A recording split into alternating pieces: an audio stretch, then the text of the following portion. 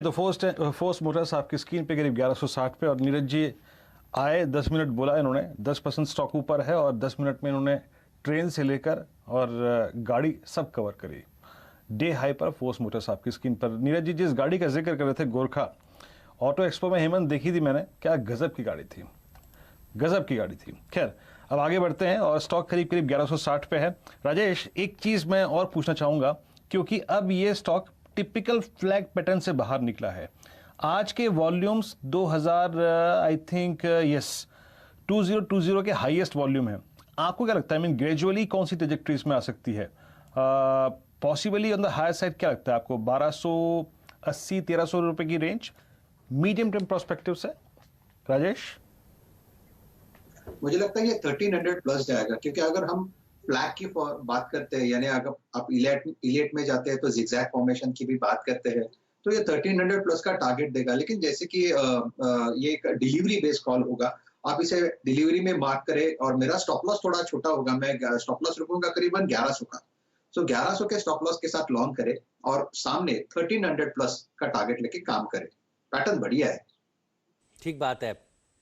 तो देखिए, बढ़िया प्रदर्शन दिखाता हुआ ये स्टॉक फोर्स मोटर 10% की रैली दिखा रहा है। और ये नीरज की टीम का मॉर्निंग में आप देखेंगे, स्टॉक 2020 की टीम का खिलाड़ी रहने वाला। एक बार स्टॉक 2020 की टीम भी दिखा दीजिए, देख लेते हैं किस तरह का प्रदर्शन ये स्टॉक्स सारे के सारे दिखा रहे हैं। आज सुबह सुबह देखिए मुकाबला हुआ था 7:30 बजे नीरज और मेरे बीच, और उसमें बहुत सारे बढ़िया आइडियाज आपके सामने रखे गए थे। तो स्टॉक 2020 भी एक बार देख लेते हैं कि कौन से शेयरों में सबसे ज़्यादा अच्छी रैली देखने को मिल रही है। फोर्स मोटर हालांकि टीम में जोड़ा नहीं जाएगा आज के रिटर्न्स में, लेकिन कायदे में वैसे जोड़ना चाहिए, उसको जोड़ेंगे तो नीरज के रिटर्न्स और आपको बढ़िया नजर आएंगे। भेल देखिए, ये मेरी टीम का स्टॉक था, 6.5% के रिटर्न्स।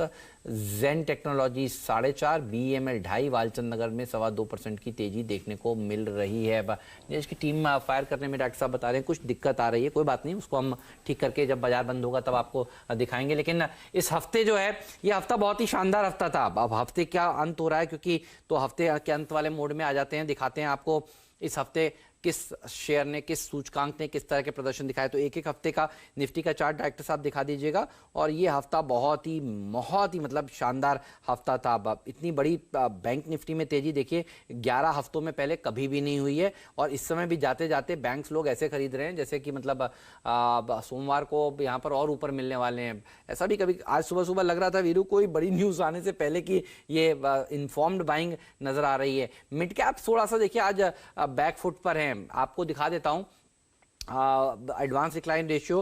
और एक डर मार्केट में देखिए ये घूम रहा है कि नए मार्जिन के नियम आएंगे तो कुछ मिड कैप स्मॉल कैप में थोड़ी बहुत गिरावट देखने को मिल सकती है। तो आज ये जो गिरावट है देखिए, ये आपको मिड कैप्स में देखने को मिली है, वो दरअसल इसके कारण है कि लोग सोच रहे हैं कि मार्जिन के नए नियम जब सामने आएंगे तो मिड कैप्स में थोड़ी सी प्रॉफिट बुकिंग होगी, तो क्यों ना आज ही कर लें। तो इसीलिए आपको मिड कैप इंडेक्स थोड़ा सा बैकफुट पर नजर आ रहा है। लेकिन जो पैसा है तो फिर लार्ज कैप्स में आएगा, ध्यान रखिएगा। FNO वाले स्टॉक्स में कोई दिक्कत की बात नजर नहीं आएगी आपको अगले हफ्ते भी FNO में देखिए। इसीलिए बहुत ही शानदार मूवमेंट देखने को मिल रहा है। अगर आप गौर करें तो आज ज्यादातर शेयर हम लोगों ने इसीलिए FNO वाले सुझाए थे आपको, जहां पर अच्छी मूवमेंट देखने को मिल रही है। और ओपन इंटरेस्ट भी अगर आप देखें गौर से तो वहां पर सबसे ज्यादा बढ़ रहा है। तो पैसा जो है वो लार्ज कैप्स में, पैसा जो है वो FNO वाले स्टॉक्स में दरअसल आता हुआ नजर आ रहा है। डॉक्टर साहब दिखा रहे हैं इस हफ्ते कौन से शेयर ने किस तरह का प्रदर्शन दिखाया। तो इस हफ्ते के जो वीकली लूजर्स हैं और गेनर्स हैं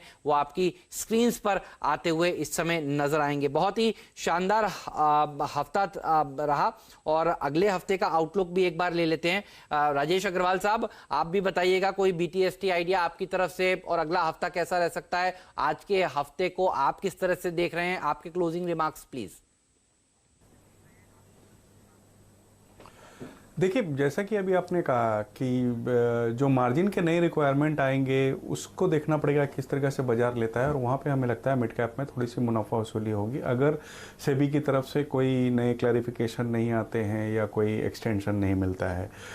ऑटो स्टॉक्स लाइमलाइट में रहेंगे, जो हम लोग पहले डिस्कस कर चुके हैं। इस ऑटो की वजह से मैं समझता हूँ एक ऑटो एंसिलरी की स्टॉक पे ध्यान रखना चाहिए, इगारशी मोटर पे, जो कि मोटर्स बनाती है, स्मॉल मोटर्स कंपनियों के लिए। टेस्ला से भी उन्होंने एक नया टाई अप किया है। वैल्यूएशन भी अगर देखें तो ठीक ठाक है। और अगर ऑटो चलेगा तो जाहिर सी बात है कि ऑटो एंसिलरी पे नज़र रखनी चाहिए। तो एक तो इगारशी मोटर, और एक नेक्स्ट वीक के लिए मैं स्टॉक देना चाहूँगा फार्मा से बायोकॉन का, जहां मुझे लगता है कि बाकी स्टॉक्स चल चुके हैं और ये नहीं चला है, वैल्यूएशन अच्छे हैं, बायोसिमिलर्स का मार्केट अच्छा चल रहा है, तो वहां पर बिल्कुल नज़र रखनी चाहिए। तो ये दो स्टॉक्स नेक्स्ट वीक के लिए नज़र रखी जा सकती है। ओके चलिए अब हम क्लोजिंग की तरफ बढ़ रहे हैं, वॉल पर चलेंगे हेमंत के पास, लेकिन बैंक निफ्टी को देखिए करीब करीब 24,601, कोई डर नहीं है, कोई दिक्कत नहीं है डरने की, और इंस्टीट्यूशनल फिगर्स लग रहा है आज बहुत स्ट्रांग होगी जिस प्रकार की पुट राइटिंग है। कैरी और लॉन्ग्स कोई दिक्कत की बात नहीं है, और 25,000 से पहले कोई भी कॉल राइटर नहीं है। चलते हैं हेमंत के पास, IndusInd bank at day high, Kotak at day high, और याद रखिए आज का ये बैंक निफ्टी का ये मूव हेमंत, पूरे मार्च से लेकर अब तक के इस मूव में आज का जो ये इंटरडे मूव है ये तीसरा सबसे बड़ा मूव है। इससे पहले आया था 25 मार्च को ही जिस दिन पुल बैक दिखा गया था, उसके बाद 27 मई को, और उसके बाद आज। लेकिन आज का मूव इसलिए महत्वपूर्ण है क्योंकि हम निकल चुके हैं 200 डे एक्सपोनेंशियल मूविंग एवरेज के ऊपर लगभग 600 पॉइंट के फ्रैक्शन से। Hemant over to you. Bulls ने ताकत दिखाई है और देखिए इसीलिए ये